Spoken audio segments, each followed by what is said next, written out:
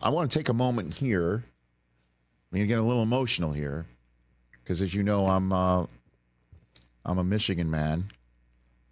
And the Michigan community, the Michigan sports community as well, lost an absolute titan. And in the times that I met Greg Harden, he would not want to be referred to as that.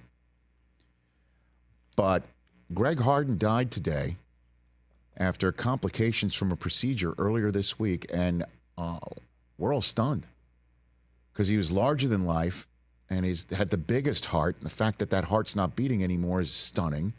For those who may not know, Greg Harden was, back in the 80s, a clinical therapist in a hospital in Ypsilanti, Michigan, which is just down the road in Washtenaw County from Ann Arbor, Michigan.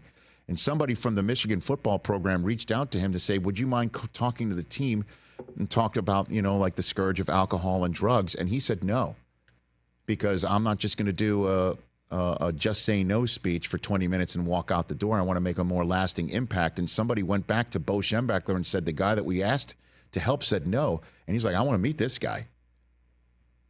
And Greg Harden met Bo Schembechler and told him exactly what he was looking for if he wanted Bo to have him help. And Bo acquiesced, and thank goodness for that, because Greg Harden turned out to be somebody, the mental Sherpa for all the all-time great Michigan athletes that have since been there. From Michael Phelps swears by him, asked Tom Brady about him. Desmond Howard said he wouldn't have won the Heisman Trophy if it wasn't for Greg Harden pulling him into his office or offering an ear for all of the Michigan athletes for all those decades and teaching them how to be mentally tough and believe in themselves and have self-sufficiency. Greg came on this program last year in promotion of his book about how to be sane and in an insane world. And I just wanted to bring up this soundbite when the subject of how he helped Tom Brady, who, as we all know, famously was the 199th overall pick in an NFL draft, because he was sharing time at the time when he was at Michigan with one of the hot phenoms and Drew Henson at quarterback. The work that we had to do, why was Tom Brady drafted 199th pick?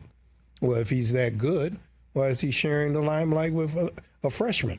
Correct. If I'm a scout, if I'm the general manager, I'm saying, yeah, okay, he's nice, but he had to share his senior year with another guy, and he must not be that good. Mm-hmm. Look, the mindset of a Tom Brady is the only thing that got him through all that. He was heartbroken, overwhelmed by all of this. And you'll hear me say it, and you've heard me say it before. When Tom Brady was in my office, I shared with anyone I worked with. You come in my office, you can cry, you can complain, you can do whatever you need to do. You can vent. But when you walk out this office, nobody's to see you sweat.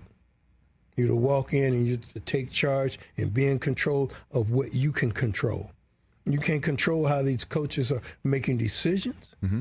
That's not your role. Your role is to be consistent. Single most important word in sports, consistency. If I asked you the single most important word in sports to anyone in this room, they would say A, B, C, or D.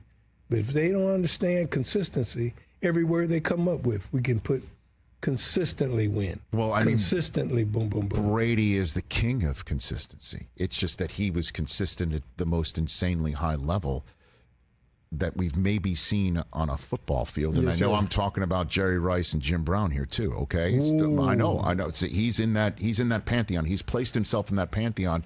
But once upon a time, he was a kid coming into your office saying, why do I got to share time? Old. So when you said the best thing to happen to Tom Brady is Drew Henson, why do you say that? Because it triggered and took it to the whole nother level. His mental game is the game. The mental game is the game. For anyone that's listening, anyone that wants to read this book, yes. Self-mastery is what I teach. I can't teach Tom Brady how to do anything on the football field except master his own mind, be that guy who is committed to leading as best he can other men.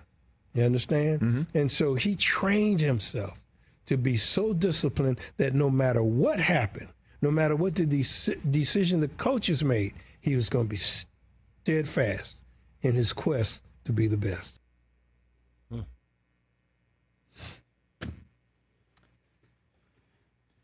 We lost a real one. We lost a real one. And anybody that's come across him, Charles Woodson, and I know I'm naming famous athletes here, but anybody, any human would come across him. That's the guy right there that he would be. And what a shame. What an absolute shame. And a stunner for everybody in the Michigan community. 60 Minutes did a feature on him a decade ago called him Michigan's Secret Weapon. Our best to Greg Harden and his family. May he rest in peace and go blue, sir.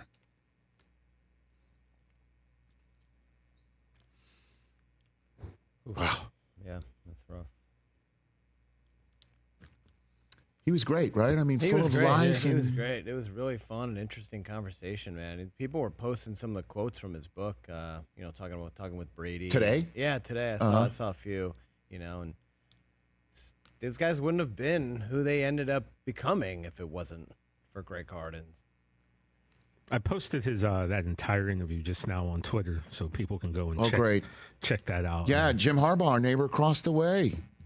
I mean, that was the first quarterback he brought into his office. Jim there. was? Yeah. Oh. Yeah.